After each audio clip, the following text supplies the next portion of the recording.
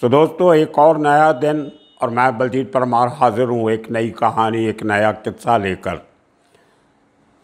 मुझे कई बार हैरानी होती है कि बड़े बड़े क्रिमिनल केसेस में बड़ी बड़ी नाकामियाँ पुलिस की कैसे रह जाती हैं। कल एक फिर नई बात सामने आई। मैं ये किस्सा छोड़ना चाहता था, वापस मुंबई की तरफ, अंडरवर्ल्ड की तरफ, एनकाउंटर स्पेशलिस्ट की तरफ जाने की जब सोचता हूँ तो कोई ना कोई ऐसी नई बात सामने आ जाती है जिसके ऊपर स्टोरी करनी बनती है। एक जिम्मेदार जर्नलिस्ट का ये फ़र्ज़ बनता है कि लेटेस्ट कुछ अगर बड़ा क्राइम की दुनिया में हो रहा है तो उसको कवर किया जाना चाहिए। पुराने किस्से कहानियाँ बहुत हैं, उम्र भर चलती रहेंगी, लेकिन कभी कभी जब नई बात सामने आती है तो आपके तक मैं पहुंचाने की कोशिश करता हूं। कल एक नया वीडियो सामने आया गोल्डी बराड़ का। उसमें कुछ बातें आपके सामने रखनी बहुत ज़रूरी हैं। उसने कुछ अजीब किस्म की बातें की हैं। सबसे पहली बात तो उसने ये की है कि उसका और उसके गैंग का, मतलब लॉरेंस बिश्नोई, जग्गू भगवानपुरिया, गोल्डी बराड़, इनका जो गैंग है उसके साथ मूसेवाला के समझौते की बात चल रही थी। ये बात 2 दिन पहले मैंने आपसे कही थी अपने वीडियो में कि अगर इनकी आपसी रंजिश होती तो उसका समझौता करवाया जा सकता था। बहुत सारे पुलिस ऑफिसर कॉमन थे जो सिद्धू मूसेवाला को भी जानते थे और लॉरेंस बिश्नोई को भी जानते थे। पुराने रिश्ते थे इनके उन अफसरों के साथ और बड़े अफसर थे, आला ऑफिसर थे। अगर वो दोनों को बिठा के एक बार बोल देते आप अपना झगड़ा ख़त्म करो, तो किसी की हिम्मत नहीं थी मूसेवाले को इस तरह शरेआम मारने की। अब गोल्डी बराड़ का ये क्लेम कि सिद्धू मूसेवाला उनको 2 करोड़ रुपया देने को तैयार था कि मुझे मारा नहीं जाए। अब ये क्लेम में सच्चाई कितनी है? उसका ये कहना है कि सिद्धू मूसेवाला हमारे दोस्त मिंटू खेड़ा के मर्डर में इन्वॉल्व था, हमने उसका बदला लेना था। अब पुलिस की पूरी इन्वेस्टिगेशन में ये बात कहीं भी निकल के सामने नहीं आती कि मिंटू खेड़ा के मर्डर में सिद्धू मूसेवाले का कोई 0% या 1% रोल था। अगर पुलिस इन्वेस्टिगेशन में बात नहीं निकलती और उसके पिता ने जो बातें पब्लिकली कही हैं उनमें से कहीं भी ये बात सामने नहीं आती कि मूसेवाला किसी तरह से भी मिंटू खेड़ा के कत्ल में इन्वॉल्व था। वो उनकी आपसी गैंग वार थी, मूसेवाला का कोई लेना देना नहीं था। और ये बात अगर पुलिस को मालूम है, लोगों को मालूम है, तो गोल्डी बराड़ को मालूम होनी चाहिए। शगुनप्रीत जो भगौड़ा है, अभी भागा हुआ है, उसका क्या रोल था वो मैं आपको पहले बता चुका हूँ। अगर दुश्मनी निकालनी होती तो शगुनप्रीत से निकालनी चाहिए थी, मूसेवाला से नहीं। दूसरी बात, 2 करोड़ मूसेवाला क्यों देगा? जिस आदमी ने अपनी मेहनत से अपने गाने गा के वो कमाई की है, क्या उसके पास इतना पैसा ब्लैक का पड़ा था जो उनको 2 करोड़ दे सकता? अगर वो देना था तो कहाँ से कैसे पहुँचाया जाता? और कोई इसकी तुक बनती नहीं। अगर आप सिद्धू मूसेवाला का करैक्टर देखो, उसकी नेचर देखो, उसके गाने सुनो, तो कहीं ऐसा नहीं लगता कि उस आदमी ने कभी ज़िंदगी में कंप्रोमाइज़ किया। उसको जब बोला जाता था अपने गानों में हथियारों की बात मत कर, वो नहीं रुका।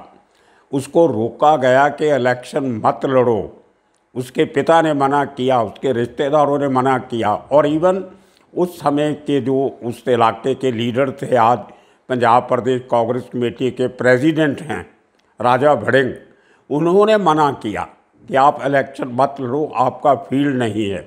लेकिन सिद्धू मूसेवाला ने किसी की नहीं सुनी, इलेक्शन लड़ा।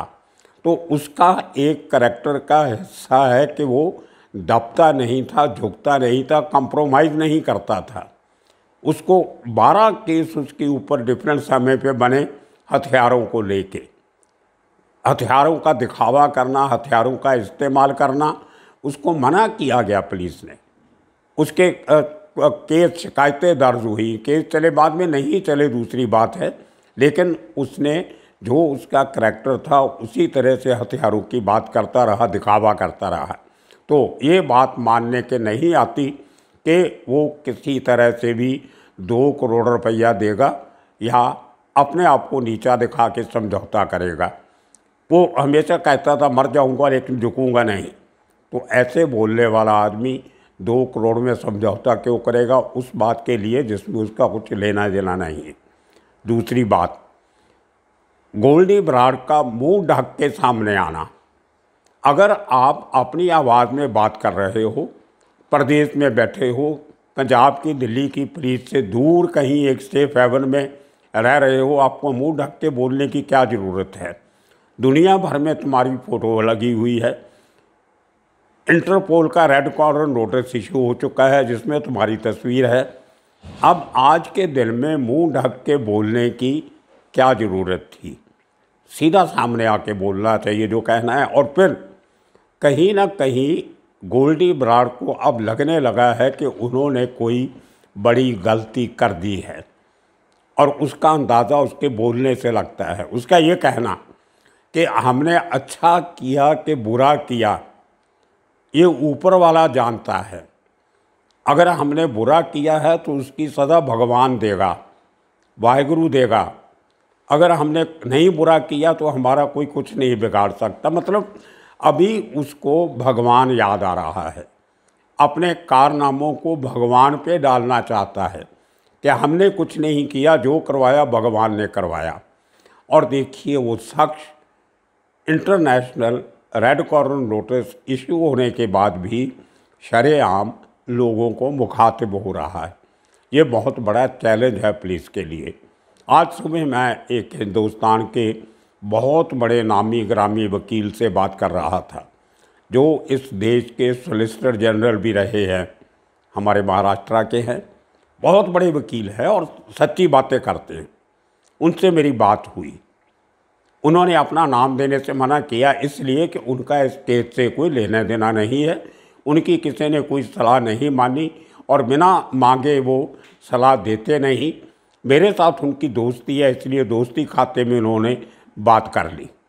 उनका कहना था कि शुरू से ही इस केस की इन्वेस्टिगेशन मिसडायरेक्टेड है, जिधर इन्वेस्टिगेशन जानी चाहिए थी उधर नहीं गई। तो मैंने उनको इसका थोड़ा विस्तार से पूछा। उन्होंने सीधी सादी भाषा में समझाया कि जब गोल्डी बराड़ का सबसे पहले टेलीविज़न चैनल्स को इंटरव्यू देने का सिलसिला शुरू हुआ तो हमारी एजेंसीज़ को उसका आईपी एड्रेस ढूंढना चाहिए था। आईपी एड्रेस से पता चलता वो कहाँ से बोल रहा है, किस देश से बात कर रहा है और क्या साधन का इस्तेमाल कर रहा है। और उसकी वो सब बातें जो है, जब वो ख़ास तौर पे टीवी चैनल पे बात कर रहा था, लाइव इंटरव्यूज़ दे रहा था, उस समय जिस रिपोर्टर्स के साथ उसकी बात हो रही थी उन रिपोर्टर्स को कॉन्फिडेंस में लेना चाहिए था। उनसे ये रिक्वेस्ट करनी चाहिए थी कि दोबारा अगर उसका फ़ोन आता है तो आप हमारे साथ कांटेक्ट कीजिए। पुलिस का एक डेडिकेटेड इन्वेस्टिगेटर उसके टच में रहना चाहिए था उस रिपोर्टर्स के, जहाँ एक से ज़्यादा जो रिपोर्टर हैं, चाहे टेलीविज़न चैनल वाले, जहाँ यूट्यूब चैनल पे जो चल रही हैं चैनल जिनके ऊपर उसने बात की। और जब उसके बात हो रही होती, मुझे याद है कि कुछ इंटरव्यूज़ तो तकरीबन 1-1 घंटा लंबी चली है। उस समय अगर पंजाब पुलिस या दिल्ली पुलिस का कोई ऑफिसर इन रिपोर्टर्स के साथ या टेलीविज़न चैनल्स के साथ टच में होता तो जिस समय वो बात हो रही थी उसका आईपी एड्रेस ट्रेस करना कोई बड़ी बात नहीं थी। ये बड़े वकील साहब का ये कहना है कि हिंदुस्तान सरकार के पास, हमारी एजेंसीज़ के पास ऐसे साधन हैं जो इस बात का पता कर सकते हैं कि जो बात हो रही है वो कहाँ से हो रही है, हम वो लोकेट कर सकते हैं। हमारी एजेंसी बहुत सारी ऐसी इंटरनेशनल कॉल्स को इंटरसेप्ट करती है, ख़ास तौर पे जो पाकिस्तान से ओरिजिनेट होती हैं या दुबई से होती हैं। मैं आपको बता सकता हूं कि मुझे एक अब मेरी एक स्टोरी के सिलसिले में 6-7 महीने पहले एक कोई दुबई से या कहीं से कोई फ़ोन आया, बहरीन से कहीं से। उसके आधे घंटे के बाद मुझे मुंबई पुलिस के एक विंग से फ़ोन आता है कि सर वो आपको फ़ोन आया था। किसका फ़ोन था वो? मेरी कोई आधा मिनट बात हुई होगी, मैंने उस शख्स से बात नहीं किया। मैंने यही बोला कि मैं आपको जानता नहीं, मैं आपसे बात नहीं कर सकता। 40 सेकंड की वो बात हुई थी, लेकिन मुंबई पुलिस के उस सेल ने उसको ट्रेस कर लिया था।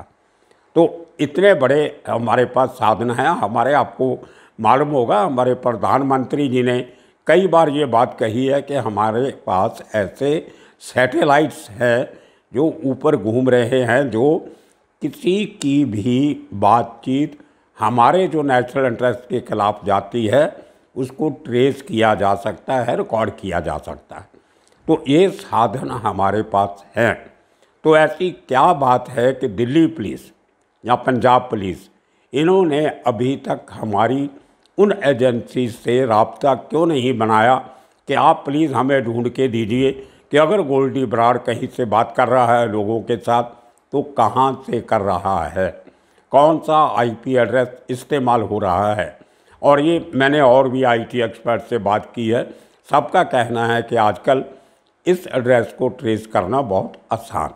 दूसरी बात जो उन बड़े वकील साहब ने कही कि इन गैंगस्टर का जो फाइनेंशियल एस्पेक्ट है उसके ऊपर किसी ने कोई काम नहीं किया, इट्स अ क्रिमिनल नेग्लिजेंस। उन्होंने ये 2 शब्द इस्तेमाल किए, criminal negligence on the part of our investigative agencies.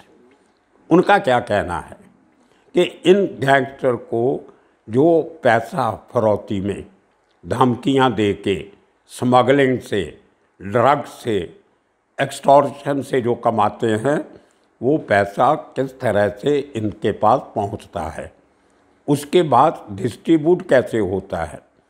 अब ये तो नहीं कि तिहाड़ जेल से कुछ नोट उड़ेंगे और अपने आप उड़ के वो पंजाब की एक जेल में जग्गू भगवानपुरिया के पास पहुंच जाएंगे और वहाँ से उड़ेंगे और उड़ के कनाडा में गोल्डी बराड़ के पास पहुंच जाएंगे।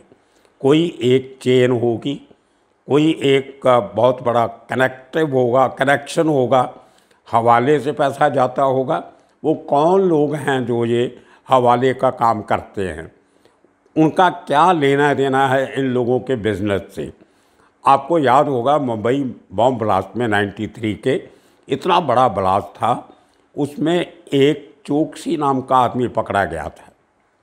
शाह भी बोलते थे और चोकसी उसका सरनेम था, मूलचंद चोकसी उसका नाम था। उस आदमी ने पूरे उस ऑपरेशन में हवाले का पैसा इधर उधर किया था। वो आदमी अरेस्ट हुआ तो उसको सज़ा भी हुई थी।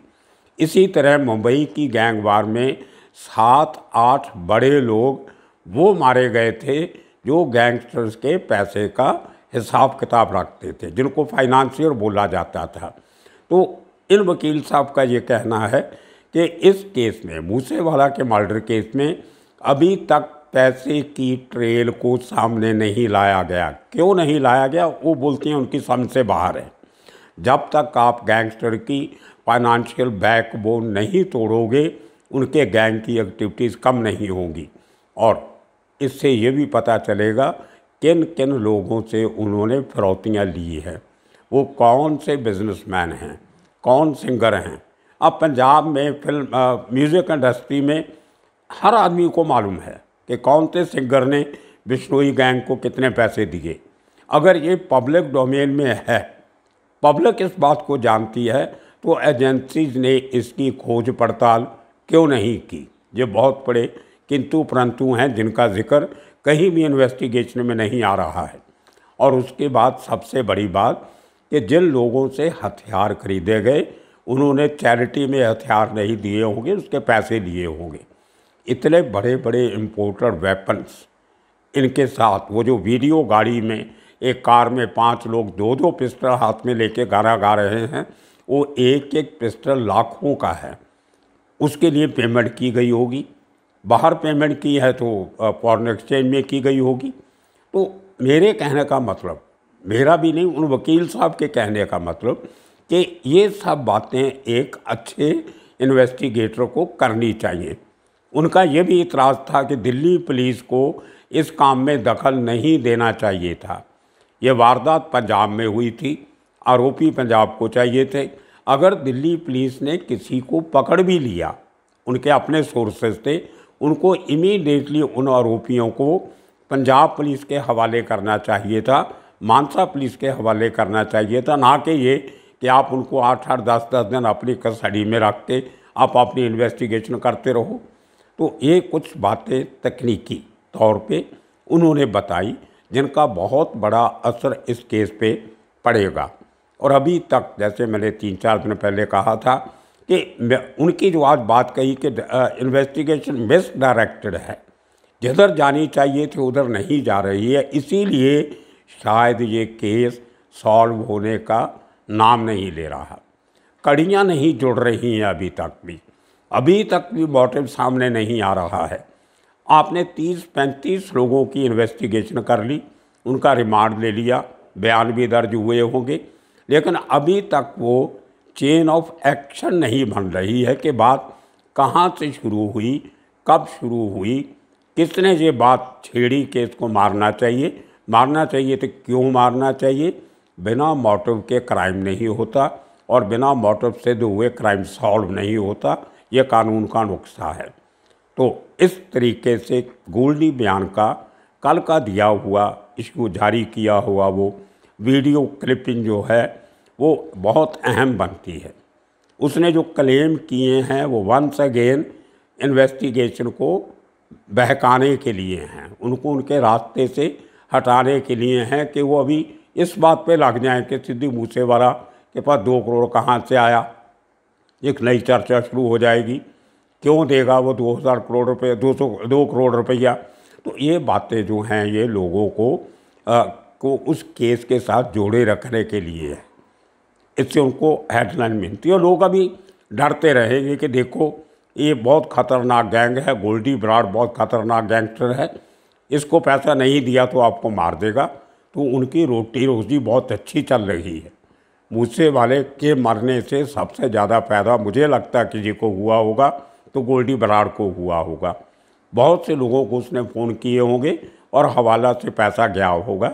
लोगों ने अपनी जान बचाने के लिए डर के ये बातें कही, उसको पैसा पहुंचाया होगा। ये बातें भी उन वकील साहब ने कही।